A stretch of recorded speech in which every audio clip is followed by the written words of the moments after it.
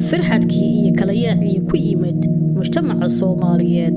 wuxuu sababay inay u hayaamaan daafaha dunida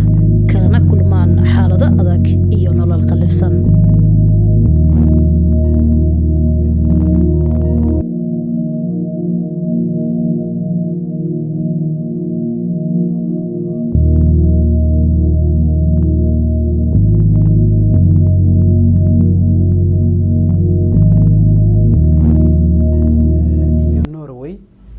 wadamada la yiraahdo Far Island iyo wadanka kale la yiraahdo Iceland marka la isku daro waa wadamada Nordiga marka runtii wadamadaas waxa la yiraahdo waxay leeyihiin model gaar ah oo siyaasadda hab ay u raacaan oo iyaga u gaara oo aan cid kale lahayn habka ay raaci jireen waxa nidaamka la yiraahdo social democratic oo macnaheedu yahay waxa weeye social democratic wuxuu noqonayaa hanti wadaagga dimuqraadiyadda ku dhisan ku dhawaad 2,000 oo caruuraha Soomaalida Norway ayaa magnasaday qoysas ajnabi ah markii waalidiintoodii lagu eedeeyay mas'uuliyad darro waxay ka soo bilaabeen banaagihii carruurtii banaaga joogtay bay ka haysteen kuwa kale iskuulka joogay bay gurteen markii ugu dambeysana waxay u yimaadeen kii guriga joogay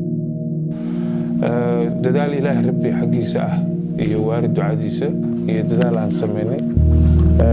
carruurtii waa soo celiyay waxaa gacanta lagu haystay muddo ilaa iyo sanad iyo 6 bilood waxaad moodaa inay Ibraahim oo jaakad libaaxa u soo xidhan Soomaalida cidna aanay ka ilaalinaynin nationada kale way naga society-ga kale ee dalka ku nool way naga dhaqan adag yihiin way arrintu way garaacaan kur qasabay u guuriyaa say doonaan bay ula dhaqmaan cidna ma dhici karto dowrinta laag ayaysa Soomaalida laftooda ku leeyihiin in caruurahaasi qasab looga qaado eheladoodii runtii way noqonaysaa oo waxa jirta dhacdooyin badan oo qoyska runtii burburka qoyska Soomaaliyeed qurba jooga soo wajahay kamid tahay marka aabaha iyo hooyada xiriirkoodii xumaado ama isfuraanba ayaa waxa dhici karta mid kamid ah isagoo ku xumaynaya kii kale in aanu qadarin badan siin ama uu yiraahdo waxba igama gelin ha qaato intii adigu ay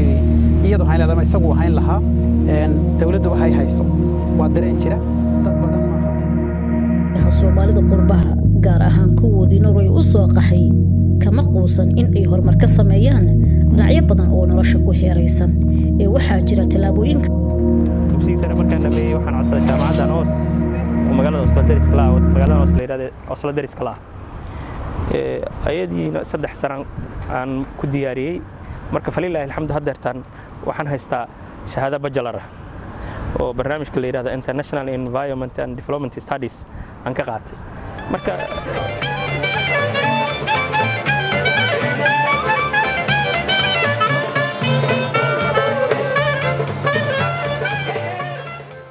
kala soco barnaamijka sahan iyo Soomaalida Norway Kalsan TV Gordhow